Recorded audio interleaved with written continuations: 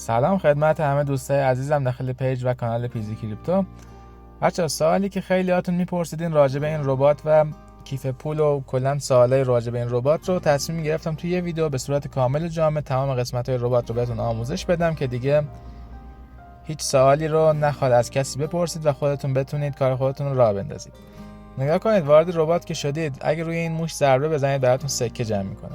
از قسمت بوست اگه روی این کلیک کنید، گزینه فول انرژی، شما مخزن رو که خالی کردین، این 4000 تا که تموم شد، میتونید 6 بار در روز رایگان اینو پر کنید و سکه جمع کنید که 6 تا 4 تا تقریبا 24000 سکه میتونید از این طریق به دست بیارید.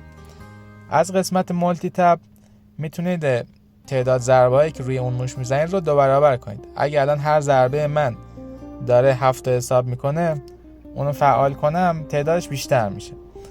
و انرژی لیمیت هم تعداد ظرفیت